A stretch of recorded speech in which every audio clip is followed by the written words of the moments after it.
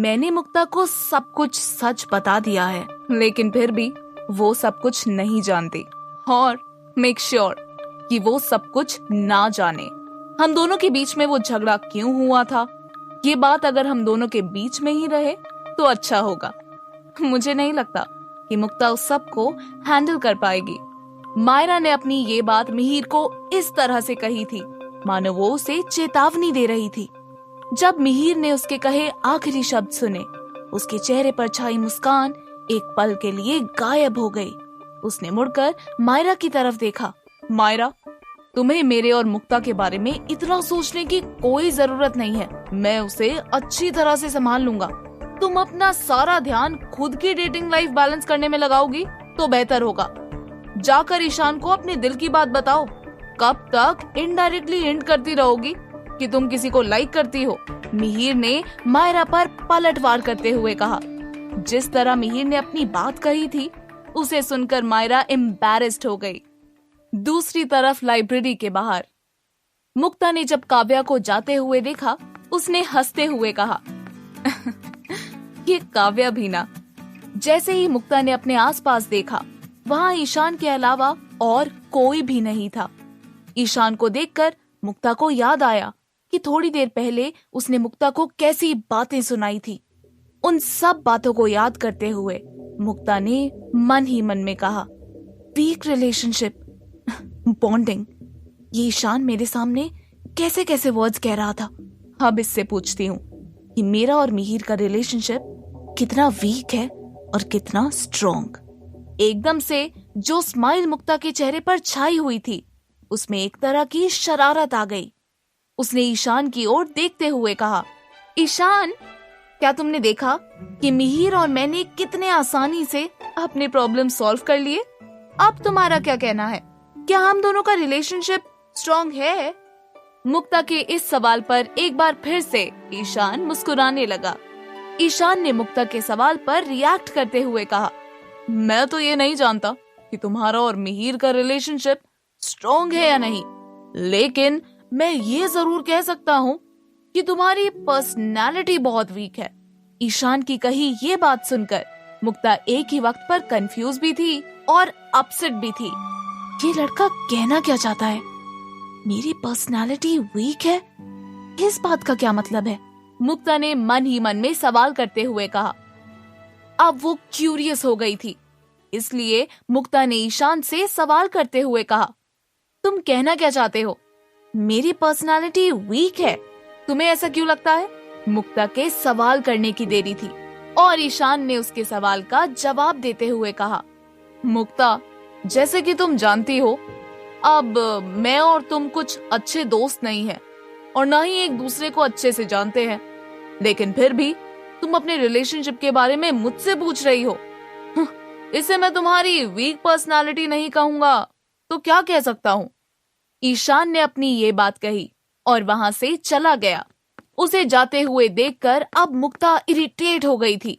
ईशान, मैंने अगर कभी तुमसे बात की तो मेरे जैसी बेवकूफ कोई नहीं, उसने खुद से ही कहा। लाइब्रेरी के अंदर मिहिर की कही बात सुनने के बाद एक ही पल में उन दोनों के बीच में एक तरह का सन्नाटा छा गया था। मिहिर ने अंदाजा लगा लिया कि अब मायरा उससे कुछ भी नहीं कहने वाली थी और वो वहां से जाने लगा।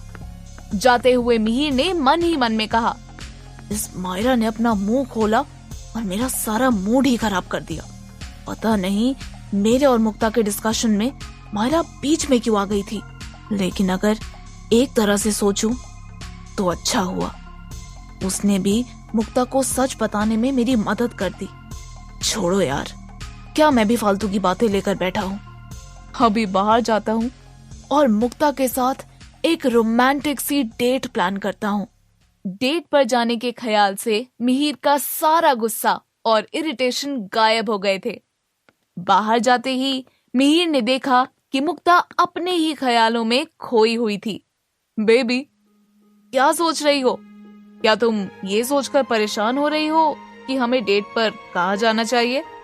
मिहिर ने मजाक करते हुए कहा। मिहिर की आवाज सुनकर मुक्ता अपने ख्यालों से बाहर निकली। उसने मुस्कुराकर मिहिर को देखा और बोली, मिहिर, क्या तुम डेट पर जाने के बारे में सीरियसली कह रहे थे? मुझे लगा कि उन सब बातों के बाद तुम मूड लाइट करने के लिए मजाक कर रहे थे। मुक्ता के लिए मिहिर को बाहर जाने के लिए पूरी तरह से तैयार देखना थोड़ा सा अनएक्सपेक्टेड था। जो मिहिर अब तक डेट पर जाने के लिए एक्साइटेड था, अब वो थोड़ा वियर्ड फील करने लगा। उसने मुक्ता से कहा, बेबी, मजाक तो तुम कर रही हो। मैं तो डेट पर जाने के लिए कब से तैयार बैठा हूँ और तुम्हें लगा कि मैं बस ऐसे ही कह रहा था। नहीं बेबी, चलो हम अभी चलते हैं। अपनी बात कहते हुए मिहिर ने मुक्ता का हाथ पकड़ा और 1-2 कदम आगे बढ़ गया। मिहिर रुको, मैं कोई मजाक नहीं कर रही हूँ। हम दोनों किसी भी डेट पर नहीं जा रहे हैं। मुक्ता ने मिहिर को फर्मली मना करते हुए कहा। मुक्ता की कही ये बात सुनकर मिहिर अपनी जगह पर रुक गया।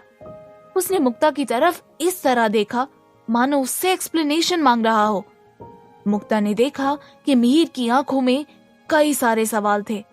उसकी सवालिया नजरों में देखते हुए मुक्ता ने कहा, मिहिर, हम हमारी पनिशमेंट कंप्लीट कर रहे हैं। अभी भी हमारे डिटेंशन के 6 डेज पूरे नहीं हुए। ये तो तुम्हें बताने की कोई जरूरत ही नहीं है। तो फिर इस सब के बीच में हम ऐसे डेट पर कैसे जा सकते हैं? अगर हम दोनों के यहाँ ना होते हुए कुछ गलत हो गया तो? अगर कोई गड़बड़ हो गई तो डीन सर हमसे और भी ज्यादा नाराज हो जाएंगे। तो इसलिए हम दोनों आज डेट पर नहीं जा रहे हैं। मुक्ता ने जिस तरह से मिहिर से अपनी बात कही थी, वो मिहिर के साथ कुछ डिस्कस नहीं कर रही थी। उल्टा मुक्ता ने तो मिहिर को अपना डिसीजन बता दिया था। मिहिर को मुक्ता ने इस तरह पहली बार किसी बात के लिए मना किया था। मुक्ता में आया ये बदलाव मिहिर को कुछ खास भाया नहीं था, लेकिन ये बात भी थी कि मुक्ता की कही बात से वो कहीं ना कहीं अग्री भी कर रहा था। जब मुक्ता ने देखा कि बहुत कुछ कहने के बाद भी मिहिर खामोश था, उसने कुछ सोचा और मिहिर के कंधे पर अपना हाथ रखते हुए उसे समझाने की कोशिश की। मुक्ता ने कहा, मिहिर, एक बार ये 6 डेज डिटेंशन खत्म हो जाए, हम दोनों पक्का एक लंबी डेट पर जाएंगे। एक काम करेंगे, हम तुम्हारी बाइक पर जाएंगे, ओके? मुक्ता ने जब उसके साथ डेट पर जाने की अश्योरिटी दी, मिहिर ने बेमन से मुक्ता की बात पर हामी भर दी और फिर मुक्ता से थोड़ा डिमांडिंग होते हुए बोला, अच्छा, डेट का छोड़ो, हम कैंटीन में जाकर एक कॉफी तो पी सकते हैं ना? जब मुक्ता ने देखा कि मिहिर उसकी बात मान गया था, तो उसने भी कॉफी के लिए मना नहीं किया और उसके साथ कैंटीन की तरफ चली गई। अगली सुबह जैसे ही मुक्ता कॉलेज गेट से अंदर आई, किसी ने उसका हाथ पकड़ा और उसे अपने साथ किसी पेड़ के पीछे ले गया। कौन हो तुम? ये क्या कर रहे हो? मेरा हाथ छोड़ो! हेल्प! हेल्प! मुक्ता खुद को छुड़ाने की कोशिश करते हुए चिल्लाने लगी। सुबह सुबह कोई उसे ऑलमोस्ट किडनैप कर ही चुका था, इसलिए मुक्ता खुद को बचाने के लिए हर पॉसिबल एफर्ट लेने लगी। जब मुक्ता मदद के लिए चीख रही थी, उस लड़के ने मुक्ता के मुंह पर हाथ रख दिया और अपना मास्क उतारते हुए मुक्ता से बोला, मिस ब्यूटी, काम डाउन, ये मैं हूँ प्रखर, इस कॉलेज का सबसे हैंडसम लड़का। प्लीज मत चिल्लाओ, अगर मिहिर ने मुझे देख लिया तो पता नहीं क्या सोचेगा। जब मुक्ता ने देखा कि जो लड़का उसे किडनैप करने की कोशिश कर रहा था वो प्रखर था, तो उसकी जान में जान आई। ओह गॉड, मुझे तो लगा था कि कोई मेरी जान ही लेने वाला था। लेकिन एक मिनट, प्रखर मुझे ऐसे छिपाकर यहाँ क्यों लाया है? मुक्ता ने मन ही मन में कहा। फिर मुक्ता ने प्रखर की तरफ कंफ्यूज होकर देखा और उससे सवाल करते हुए बोली, प्रखर, तुम मुझे ऐसे यहाँ क्यों लेकर आए हो? कुछ हुआ है क्या? क्या हम किसी से छिप रहे हैं? मुक्ता ने एक सांस में एक के बाद एक कैसे सारे सवाल कर दिए थे। ये सब सुनकर प्रखर खुद ही कंफ्यूज हो गया था।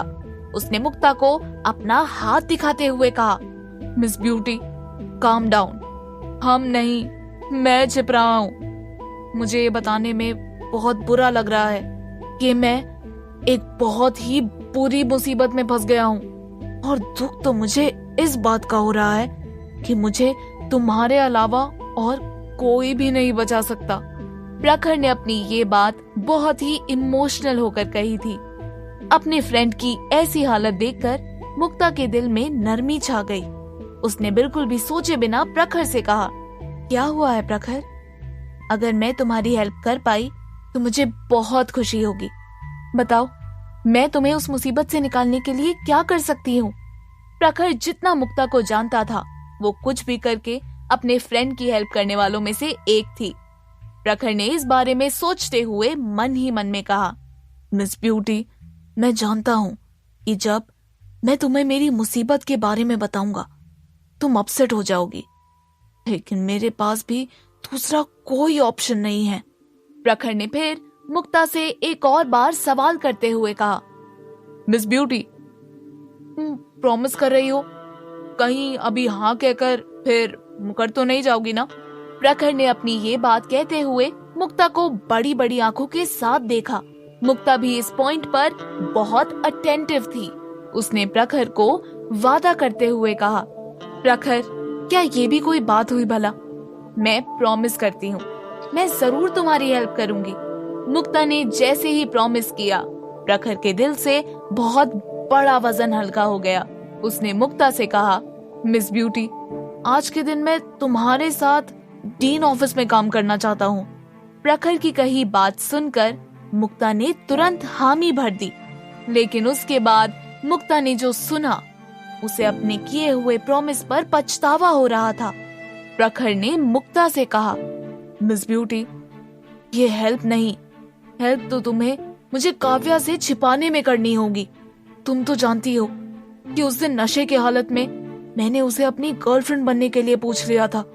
ये तो ऑब्वियस सी बात है कि मुझे काव्या में वैसे तरह का इंटरेस्ट कभी भी नहीं था, तो इसलिए तुम आज मुझे उससे छिपाने में मेरी मदद करने वाली हो।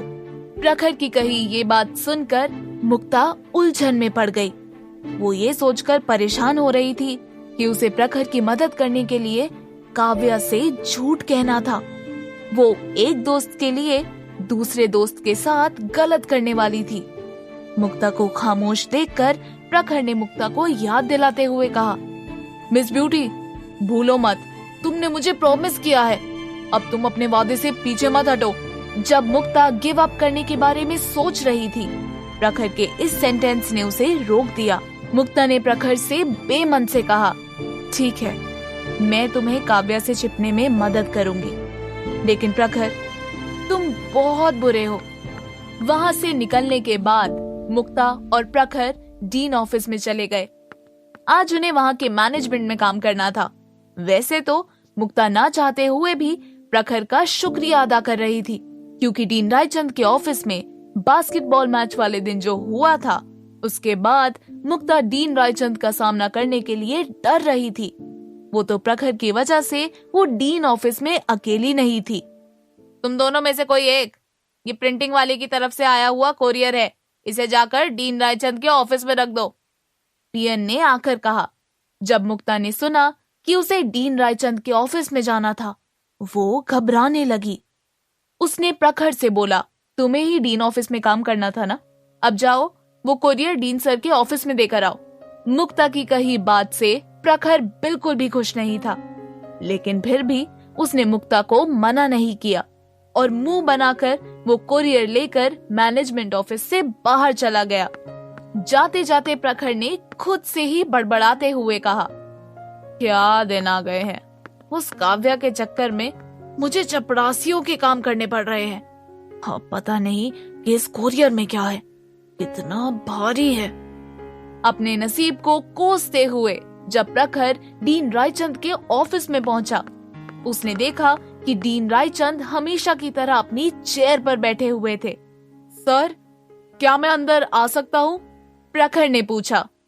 डीन रायचंद ने उसे अंदर आने की परमिशन दे दी, तो उसने हाथ में पकड़े कोरियर को डीन रायचंद के टेबल पर रख दिया। सर, ये कोरियर प्रिंटिंग वालों की तरफ से आया है, प्रखर ने कहा। डीन रायचंद कुछ कहने ही वाले थे कि उनके सामने रखा इंटरकॉम बजने लगा। हेलो, क्या? ठीक है, उन्हें बैठने को कहो, मैं आ रहा हूं, डीन रायचंद ने कॉल आंसर करते हुए कहा। जैसे ही उन्होंने इंटरकॉम को नीचे रखा, वो अपनी जगह से उठ गए। ये कोरियर खोल कर रख दो, मैं थोड़ी देर में आ रहा हूँ। अपनी ये बात कहते हुए डीन रायचंद ऑफिस से बाहर चले गए। प्रखर ने बेमन से टेबल पर रखा कटर लिया और कोरियर खोलने लगा। मुझे इसे खोलने की जरूरत क्या है, एक छोटा सा कट ही तो मारना है, वापस आने के बाद खुद ही खोल लेते। इसमें ऐसा क्या सोना पड़ा हुआ है कि बॉक्स में बंद नहीं रह सकता, प्रखर ने खुद से ही कहा। लेकिन जैसे ही उसने कोरियर बॉक्स को खोला, उसकी आंखें खुली की खुली रह गईं। ओ तेरी, ये सच में किसी सोने से कम नहीं है। ऐसा क्या था उस कोरियर बॉक्स में? क्या प्रखर किसी मुसीबत में पड़ने वाला है? जानने के लिए सुनते रहिए परम सुंदरी, सिर्फ पॉकेट एफएम पर।